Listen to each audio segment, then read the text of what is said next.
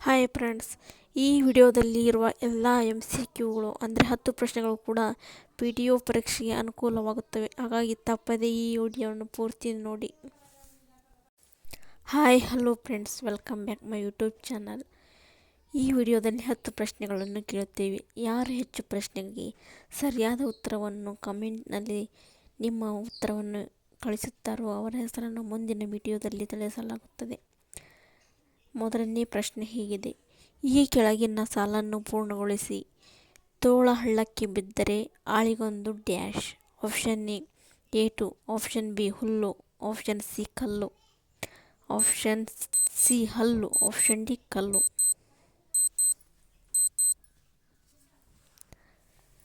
ಸರಿಯಾದ ಉತ್ತರ option D ಕಲ್ಲು.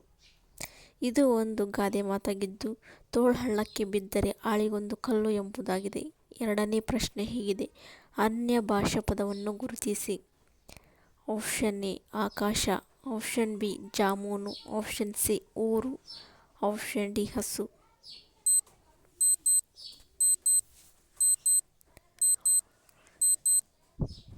ಸರಿಯಾದ ಉತ್ತರ ಆಪ್ಷನ್ ಬಿ ಜಾಮೂನು. ಆಕಾಶ, ಊರು, ಹಸು ಇವೆಲ್ಲ ದೇಶೀಯ ಪದಗಳಾಗಿವೆ. ಜಾಮೂನು ಎಂಬುದು ಅನ್ಯ ಭಾಷಾ ಪದವಾಗಿದೆ. ಮೂರನೇ ಪ್ರಶ್ನೆ ಹೀಗಿದೆ: I dash you on this issue. Option A agree with, option B agree about, option C agree to, option D agreed on.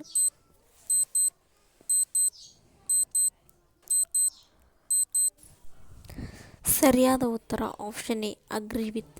I agree with on this issue. I agree you on this issue. ನಾಲ್ಕನೇ ಪ್ರಶ್ನೆ ಹೀಗಿದೆ: ಅತಿ ಶಕ್ತಿಯುತ ಆಕರ್ಷಣ ಶಕ್ತಿ ಯಾವುದು?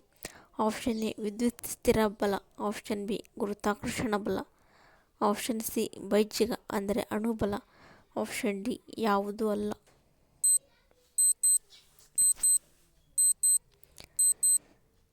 ಸರಿಯಾದ ಉತ್ತರ option A ವಿದ್ಯುತ್ ಸ್ಥಿರ ಬಲ. ಇದು ಅತಿ ಶಕ್ತಿಯುತವಾದ ಆಕರ್ಷಣಾ ಬಲವಾಗಿದೆ. ಐದನೇ ಪ್ರಶ್ನೆ ಹೀಗಿದೆ: ಕಾಗುಣಿತದ ಸರಿಯಾದ ರೂಪವನ್ನು ಗುರುತಿಸಿ. ಆಪ್ಷನ್ ಎ ಶುಭಾಶಯ, ಆಪ್ಷನ್ ಬಿ ಶುಭಾಶಯ, ಆಪ್ಷನ್ ಡಿ, ಆಪ್ಷನ್ ಸಿ ಶುಭಾಶಯ, ಆಪ್ಷನ್ ಡಿ ಶುಭಾಶಯ.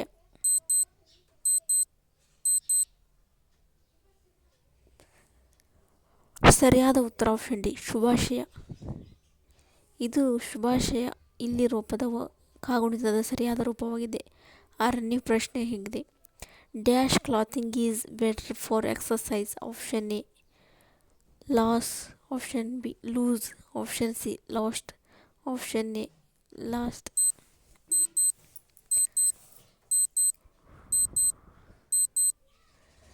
ಸರಿಯಾದ ಉತ್ತರ option B loose, LOSE loose.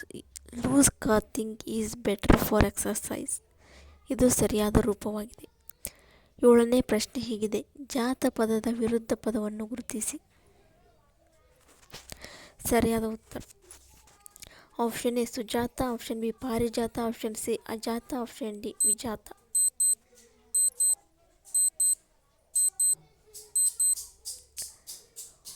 ಸರಿಯಾದ ಉತ್ತರ ಆಪ್ಷನ್ ಸಿ ಅಜಾತ.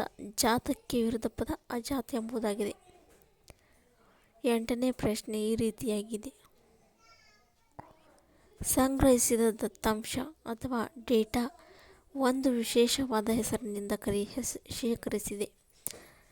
Option A file, option B database, option C folder, option D directory.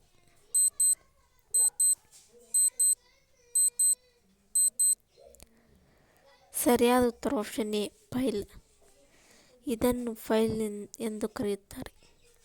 ಒಂಬತ್ತನೇ ಪ್ರಶ್ನೆ ಹೀಗಿದೆ: ಅಡಿ ಪದಕ್ಕಿರುವ ಇತರ ಅರ್ಥಗಳು ಯಾವುವು?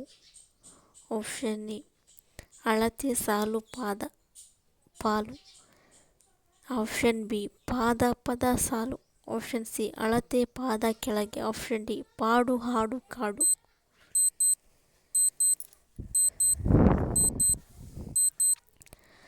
ಸರಿಯಾದ ಉತ್ತರ ಆಪ್ಷನ್ ಸಿ ಅಳತೆ, ಪಾದ, ಕೆಳಗೆ. ಈ ಮೂರು ಅಡಿ ಎಂಬುದನ್ನು ಸೂಚಿಸುತ್ತವೆ. 10ನೇ ಪ್ರಶ್ನೆ ಹೀಗಿದೆ: ಗುಣಪದಕ್ಕೆ ಉದಾಹರಣೆ ಯಾವುದು? ಆಪ್ಷನ್ ಎ ಜಾಜಿ, ಆಪ್ಷನ್ ಬಿ ಕೆಂಪು ಗುಲಾಬಿ, ಆಪ್ಷನ್ ಸಿ ಮಲ್ಲಿಗೆ, ಆಪ್ಷನ್ ಡಿ ಸಂಪಿಗೆ.